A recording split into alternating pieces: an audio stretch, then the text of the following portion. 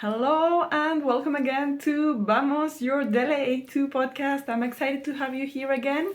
Today we're going to be reviewing how the exam is graded and then how you can make that work for you and get the best grade possible. Are you ready? Vamos!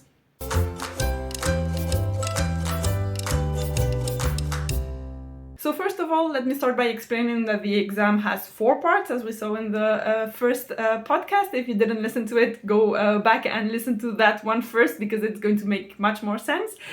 So we have the reading, the writing, the listening, and the speaking. So these 4 parts of the exam are going to be graded in 2 large groups, and in each category, you need to have a 30 out of 50 points. So for the first category, it's going to be the reading and the writing.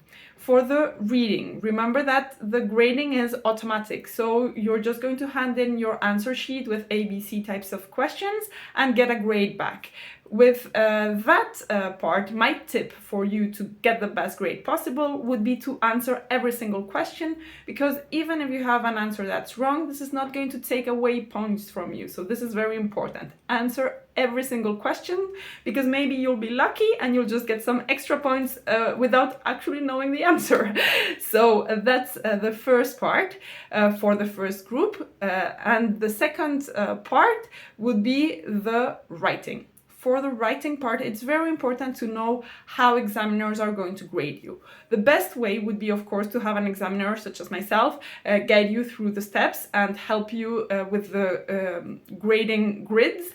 But if you don't have an examiner, I'm going to explain a little bit how it works so that you can kind of get a feel of what it's like. So when we're trained as examiners, we'll receive a grid, and it's also available on the Cervantes website. I'm going to leave a link below. And in that grid, we're basically going to break down your grade into different parts. So you're going to be seeing what examiners are looking for in terms of specific content. So for example, examiners are trained to look after things as, do you know the difference between ser and estar? And or another key element would be, for example, for the A2 level, do you have some basic linking words to join your sentences together? So once you know what the examiners are looking for, you can train to get the best grade possible according to that. Okay, so in this first group, as we saw, we had the 2 parts. The reading, in which you just have to answer everything, and the writing, in which you have to focus on those aspects of the grading part.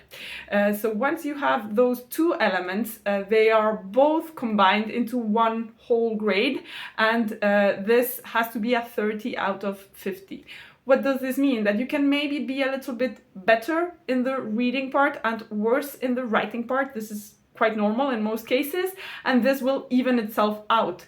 So it's very important to understand that so that you can focus your attention on those parts that you can improve easily, so that you get a better balance between the full grade. And actually, for the second group, it's going to work exactly the same. So the first part is going to be the listening part, graded also by a machine. Same thing, answer every single question in it, because it's going to, it's never going to subtract any points from you. It's always going to add. So give it, your best try, and try to see if you can gain some extra points. And as for the speaking part, same thing. We're going to have a grid as examiners, in which we're going to be looking for specific aspects. So be on the lookout for that grid and try to practice, and also even grade yourself with that grid and say, okay, did I cover the basic vocabulary that I needed for this topic? Did I use correctly the verb ser and estar?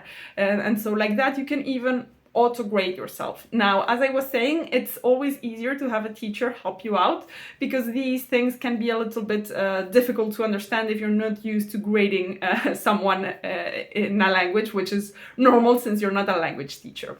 In any case, I hope this overview was useful, and I also wanted to mention that it's going to take up to 2 months for you to receive the results back from the DELE A2, and I know this can be a little bit stressful because it's a long time, and in it you're going to be doubting many things probably and wondering if you did it correctly, but just know that it's normal. It's going to take up to 2 months, and in most cases it does take the 2 months to get the results back, especially if you're practicing or having the exam on those very popular dates, such as the November date is very popular because it's the last one of the year, so a lot of people sign up for that precise date, and so the results tend to take a little bit longer, and sometimes they're issued in January. So be patient and wait for your result.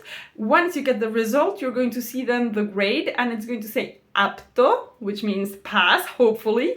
And so when you have that apto, APTO, that means that you have passed the DELE A2 exam, so that's very good news. If unfortunately you get the no apto, so not pass, if you get that grade that means you didn't pass, try checking the 4 categories. So as I was saying, it's going to give you a grading for each one of the categories, and then try to see in which one you did not reach the minimum level required. And be aware as well that you can ask for a revision. So if you don't agree with the grade that you got, you will be able to issue a statement saying that you don't agree with it and you want a review of the grade. Then you're going to go into a process in which they're going to review your whole exam. This is not always, the result is not always positive on your side, so sometimes you will even get a worse grade than you initially got. But if you're pretty sure you did a good job in the exam, I do recommend you ask for a revision of the grade, because we are all humans, sometimes we can make mistakes. So it's important for the examiners, the official examiners, to go through everything again and just make sure that your grade is fair. So anyhow, I hope this grading system made sense. I'm also going to leave in the comments below the blog post that I did regarding this topic, in which it's explained a little bit more into detail. I'm not very good at maths because there are many numbers to take into account, but yes, as an overall image, just try to remember that the exam is graded into 2 groups. So we have in the first part, as I was saying, the reading and the writing, and in the second group, the speaking and the listening. They're both grouped together, and in each part you need at least 30 out of 50 to pass, and so combined it's a 60 out of 100. So you don't need 100% to pass, you just need those 60%.